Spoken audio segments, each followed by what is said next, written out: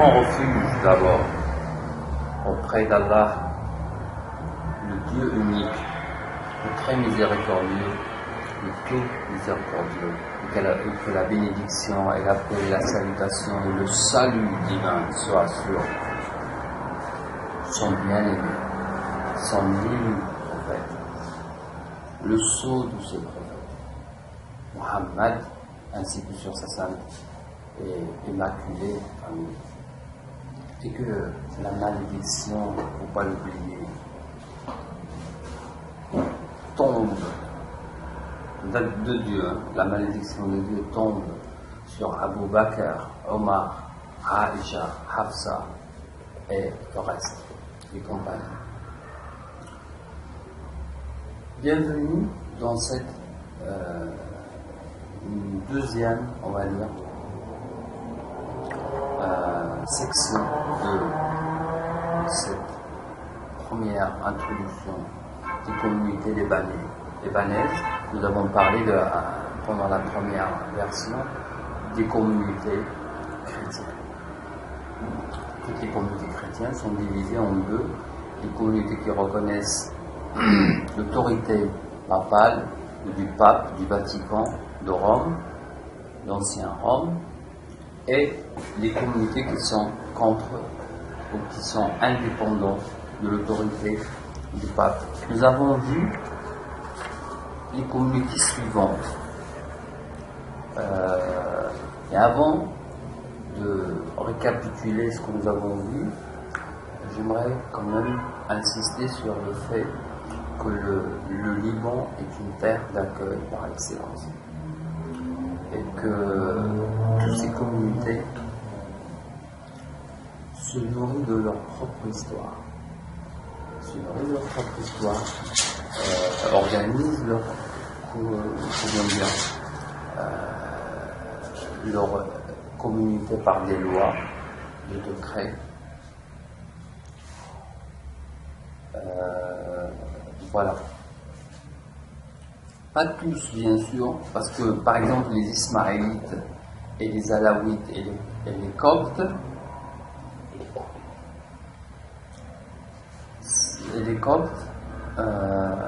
sont légalement reconnus, mais ils ne sont pas organisés en raison de leur faible importance.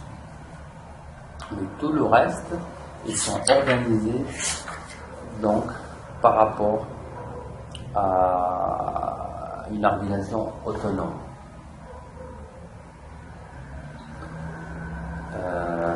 Voilà. Donc, ces communautés, ils font leur liturgie, ils sont indépendants même quand ils célèbrent leurs offices selon la liturgie traditionnelle de chaque communauté. Par exemple, ils vont utiliser différentes langues. Les langues qui sont les plus connues, donc par exemple l'arabe et le grec pour les Grecs orthodoxes et les Grecs catholiques. Nous avons l'arabe et le syriaque, qui est la mère de l'arabe, qui est une ancienne, la langue des prophètes de Bani Israël, la langue de Adam aussi, que la paix soit sur lui, l'arabe et le syriaque. Vous voyez, l'arabe et le grec pour les Grecs orthodoxes et ceux qui les suivent, et les Grecs catholiques, parce que c'est des Grecs. L'arabe et le syriaque, qui sont deux langues sémitiques, ou sémites pour les maronites. Nous allons parler des maronites, et nous allons parler des maronites d'abord comme autorités qui reconnaissent, ou comme communautés qui reconnaissent l'autorité du pape, qui sont une majorité ici. La secte maronite, il a une histoire spécifique à elle. Nous allons voir. Donc pour les maronites, les Syriens orthodoxes et les Syriens catholiques, et les Nestoriens et les Chaldéens. Vous voyez, tous ceux-là, ils font les offices et les liturgies en deux langues, arabe et syriaque. Et je crois que, d'ailleurs, les communautés qui parlent le syriaque, ils sont en train de partir, en fait. On va les perdre, car le syriaque va partir avec eux. C'est eux qui maîtrisent cette langue-là. Nous avons l'arabe ou l'arménien pour bien sûr les arméniens grecs et grégoriens que nous avons vus qui ne reconnaissent pas l'autorité du pape comme les orthodoxes. Donc de toute façon arménien grégorien, c'est-à-dire arménien orthodoxe. Après les arméniens catholiques, même s'ils sont catholiques, ils utilisent donc l'arménien et l'arménien attaché à la communauté évangélique. Donc on a des évangélistes aussi parmi les arméniens. Nous avons l'arabe et le français cette fois, ou l'anglais pour les latins. Les latins qui nous viennent surtout de la Palestine. C'est pour ça qu'ils parlent l'anglais et le français. L'arabe, le français ou l'anglais pour les latins. C'est une grande communauté ici aussi. Nous allons les voir car eux aussi, bien sûr, ils reconnaissent l'autorité du pape. L'arabe et l'anglais pour les protestants. Voilà. Ça c'est par rapport aux langues. Donc, récapitulation. Nous avons vu donc la communauté chrétienne qui se divise en 14 ou 15 sectes. Il y a parmi ces sectes-là qui reconnaissent l'autorité papale. Il y a parmi ces sectes-là qui ne reconnaissent pas. Ceux qui ne reconnaissent pas l'autorité papale, comme nous avons vu dans la version précédente, donc je vais les citer. Donc nous avons les Grecs orthodoxes, les premiers bien sûr, et dans leur propre patriarche. Nous avons vu la communauté syrienne orthodoxe. Rappelez-vous du Syrien orthodoxe parce qu'il y a des Syriennes catholiques, eux elles reconnaissent parce qu'ils se sont séparés. Mais les Syriens orthodoxes ne reconnaissent pas ce que nous appelons les Jacobites. Nous avons les communautés coptes orthodoxes aussi, ils ne reconnaissent pas le pape, mais les coptes catholiques et protestants reconnaissent le pape. Nous avons la communauté arménienne grégorienne. Voilà, et les arméniens orthodoxes aussi. Parce que tout ce qui est orthodoxe, de toute façon, il est indépendant. Maintenant, les communautés aussi historiennes. Nous avons vu l'histoire de ce qu'il a voulu faire. Les communautés historiennes ne reconnaissent pas le pape, comme les évangélistes, bien sûr, comme en Amérique. Nous avons cité le nombre d'évangélistes qui sont au Liban. Toutes ces communautés sont gérées par des patriarches, la plupart qui sont où en Irak, en Syrie, surtout à Istanbul. Nous allons voir maintenant les communautés qui reconnaissent l'autorité du pape. D'abord les maronites. Les maronites, le président de la République démocratique libanaise, le bon Liban, est un maronite. Michel, comment il s'appelle? Michel Aoun. Les maronites tiennent leur nom d'un anachronète, c'est-à-dire un ascète, un soufi chrétien, si vous voulez, qui s'appelle Maroun, en français marron. Donc, c'était un anachronète. Vous savez, les pères du désert, comme nous avons appelé, les coptétiens, leur gnose des pères du désert qu'ils ont vécu dans le désert de Palestine et de la Syrie. Cet anachronète, il a vécu au IVe siècle quand même, donc avant l'apparition de l'islam. Les marrons sont avant l'apparition de l'islam. Mais c'est une secte très mystérieuse. Pourquoi? Il vivait au début au Syrie du Nord. Et c'est que pendant le 7e siècle, ou le 7e siècle après Jésus-Christ, ils ont commencé à s'infiltrer au Liban. Persécutés par d'autres communautés, ils s'infiltrent. Car, pourquoi persécutés? Persécutés parce que les maronites, ou les maronites, ils pensent,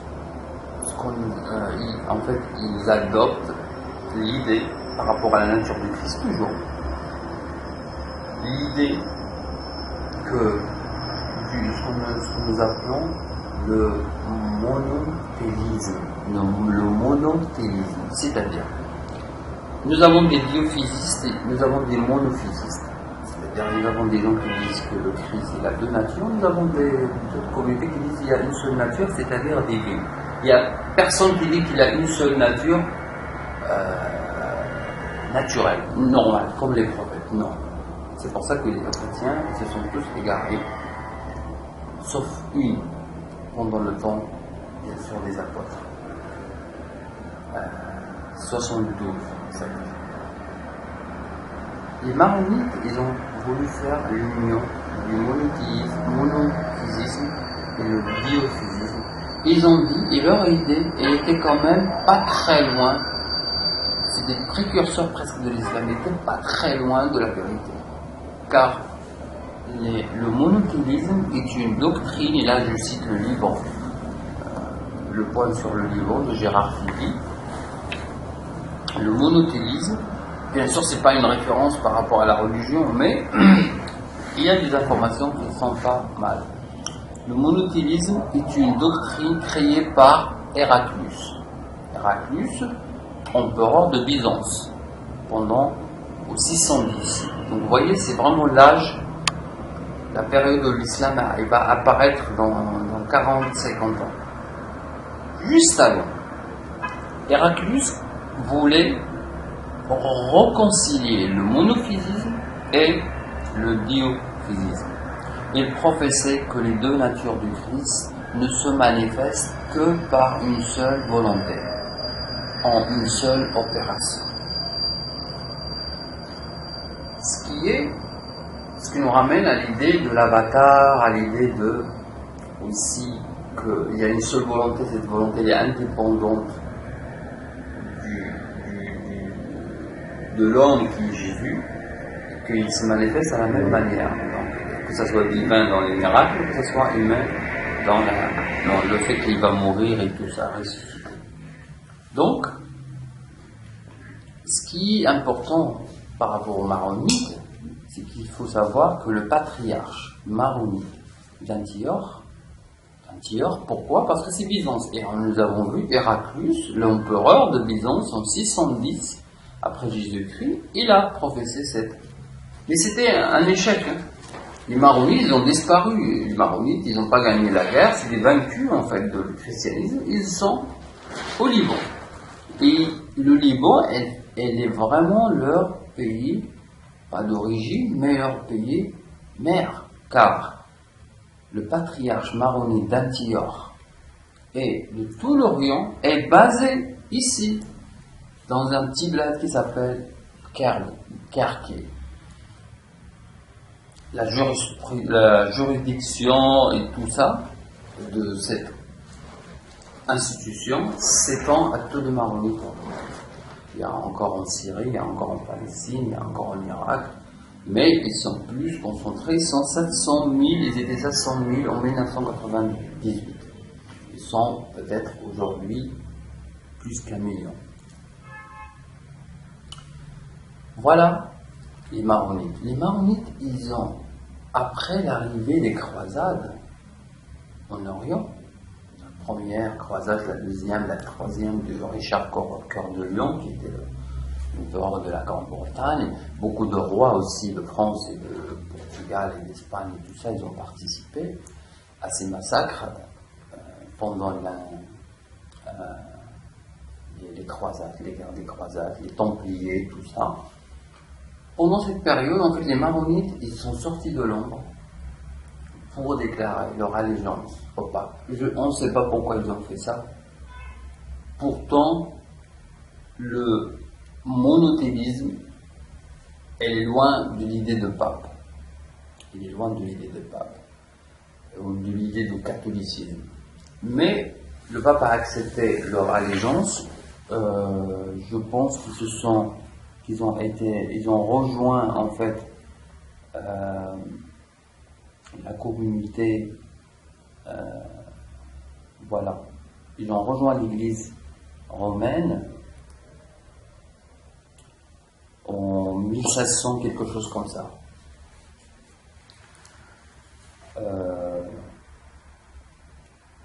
Au XIIe siècle en fait, carrément. Parce qu'ils ont resté obscurs du 7e jusqu'au 12e siècle, et au 12e siècle, ils décident de se rattacher au pape. Après, nous avons tout ce qui est catholique, bien sûr. Donc, la communauté grecque catholique, nous avons les Grecs orthodoxes, nous avons les Grecs catholiques. Les Grecs catholiques originaires, donc ils s'est séparé en fait du grec orthodoxe, voilà, en 1724. On peut leur donner un nom qui s'appelle Mélékite, c'est-à-dire c'est l'église de Byzance, celle du roi Malak, donc c'est pour ça qu'on l'appelle les Melkites, quelque chose comme ça. Mais les orthodoxes aussi, les grecs orthodoxes, on peut les appeler comme ça aussi, parce que ça vient de là, les Melkites. Donc le patriarche d'Antioche pour les Grecs melkites, c'est-à-dire orthodoxes et catholiques, même s'ils sont séparés, ils ont le même patriarche. Il réside à Damas. Voilà. Donc même s'ils sont rattachés à Rome, ils ont leur propre autonomie. C'est ça qui est important, c'est ça qui est nouveau en fait. Ils sont 250 000, ils sont quand même pas mal. 250 000, maintenant peut-être ils sont 500 000, ou peut-être moins, ça dépend. La communauté arménienne catholique, nous avons vu la communauté arménienne grégorienne qui est orthodoxe, indépendante du pape, et celle-là par contre, dès qu'on devient catholique, on devient avec le pape. La communauté arménienne catholique qui s'est séparée de la communauté arménienne grégorienne en 1740, donc le 18e siècle, c'était quand même une période très importante pour les autorités du pape en fait, qui s'étendaient à ces communautés-là, qu'ils arrivaient à se séparer de leur cellule mère. Donc leur patriarche, ils ont un pape, ils ont un patriarche. Parce que parfois il y a des gens qui disent parce qu'ils ont un patriarche, ils ne reconnaissent pas le pape. Non. Ça dépend quelle communauté, il faut bien préciser, comme dans le chiisme, ça dépend de quel chiisme vous parlez. Les Arméniens catholiques, donc ils ont un patriarche arménien catholique et qui réside à Beyrouth. Vous voyez, c'est vraiment le centre de leur patriarche. La communauté syrienne catholique, nous avons vu la communauté syrienne orthodoxe, et là, c'est la communauté syrienne catholique qui s'est détachée de la cellule mère qui est syrienne orthodoxe parce qu'ils voulaient l'union, le communisme, comme ils font les autorités par exemple iraniennes par rapport à l'approchement avec les soi-disant sunnites. Et donc ils ont fini par s'attacher à eux. Donc je parle de la communauté syrienne catholique au XVe siècle quand même. Il a été officiellement reconnu par le Saint-Siège en 1797. Donc, presque 50 ans après leur séparation avec leur frère. Il est dirigé par le patriarche d'Antioche, toujours, pour les Syriens catholiques. Et ils sont 15 000, ils étaient 15 000 en 1998. La communauté chaldéenne, cette fois. Chaldéenne, c'est-à-dire qu'il parle le syriaque. Chaldéen, c'est-à-dire irakien aussi. Chaldéen, il a quelque chose à voir avec les Nestoriens. Les Nestoriens qui se sont séparés, il y avait une scission avec les Nestoriens, et donc ils se sont appelés, c'était au XVIIe siècle, ils se sont appelés la communauté chaldéenne. Cette communauté chaldéenne, ils ont un patriarche, ou un évêque, ou un patriarche de Babylone. Le patriarche de Babylone réside en Irak, à Bagdad, mais attaché aussi au pape. Nous avons la communauté latine, comme nous avons parlé, les plupart sont de la Palestine, mais vous voyez, ils font ce qu'on appelle ils sont rattachés au Vatican par ce qu'on appelle les nonces apostoliques. Voilà. C'est pas un rattachement direct comme les catholiques purs. C'est un rattachement indirect. Ils ont leur patriarche. C'est lui en fait qui fait cet rapprochement avec le pape. Mais on peut dire qu'ils sont sur le tutelle du pape, mais ils sont plutôt obédients plus à leur patriarche que au pape lui-même. Donc la communauté latine, ils sont 25 000, ils étaient 25 000 en 1998, 25 000 fidèles, mais les plupart, il n'y a que 3 000, ils étaient que 3 000 en 1978, de souche vraiment libanaise. Les plupart, c'est des Palestiniens et des étrangers aussi naturalisés. Voilà, il y a une communauté aussi israélite. Il ne faut pas oublier qu'on est aussi ici dans un endroit où les Juifs ils ont vécu. Donc il y avait des Juifs de Liban qui ont vécu ici, qui sont partis après les guerres successives. Aujourd'hui, il reste que mais vraiment même pas 2000 ou 3000 Israélites qui sont différents des Israéliens, si vous voulez. C'est des Libanais, voilà. Ils ont vécu ici, c'est leur terre. Il ne faut pas se séparer. On ne sépare pas en fait, on sépare, on va dire, la nationalité, la race et la religion. On ne fait pas la même chose. On ne dit pas parce que vous êtes musulman, donc vous êtes de l'Arabie Saoudite, donc vous êtes arabe. Ça, c'est faux. C'est même pas vrai, comme les Israéliens le font. Parce que vous êtes hébreu, donc vous êtes juif, donc vous avez le droit à venir en Israël et à l'occuper, même si vous êtes né, même si vous êtes marocain par exemple, ou vous êtes, comment dire, américain, vous êtes français. Parce que vous êtes hébreu, donc, ou parce que vous êtes juif, vous devenez hébreu. C'est incroyable, parce qu'il y a beaucoup de juifs qui ne sont pas hébreux, comme les Ashkénazes. Parce que vous êtes juif, vous devenez hébreu. Non, mais ça n'a rien à voir. Parce que vous êtes musulman, vous devenez arabe. Et parce que vous êtes musulman, il faut aller en Arabie Saoudite et dire c'est mon pays. C'est n'importe quoi. On n'a qu'à appeler l'Arabie Saoudite. D'ailleurs, j'aime pas ce nom. La terre Mohammed, comme ils ont appelé Israël, c'est-à-dire la Yaqub. On va l'appeler Mohammed, on va l'appeler Ali. Voilà, alayhi salam. Et on va dire voilà, tout musulman. Et voilà, c'est ça son pays. Et on va occuper l'Arabie Saoudite. On peut faire ça si on est des sionistes. Mais ça, c'est contre la réalité divine. Voilà, ça c'est par rapport à les communautés donc chrétiennes. Nous allons parler la prochaine fois de la communauté sunnite, communauté chiite, et puis les druzes aussi, qui font partie. Parce que vous voyez ce qu'il dit, le monsieur. La communauté musulmane, cette terminologie regroupe traditionnellement 3 communautés. Les sunnites, les chiites, les druzes. Les druzes ne sont pas musulmans. Ils pratiquent leur propre loi. Regardez, quand on va aller dans quand il va parler des druzes par rapport à la droit et la justice, il va dire que cette communauté, en fait, était rattachée aux Ottomans. Les Ottomans, ils ont donné à cette communauté beaucoup de bienfaits, en fait. Et c'était leurs amis, ils ont donné un statut d'indépendance. Donc, tout ce qu'ils font, même dans le jurisprudence, c'est-à-dire, malgré qu'ils utilisent la loi musulmane dans leurs affaires, ils continuent secrètement à appliquer, c'est ce qu'il dit.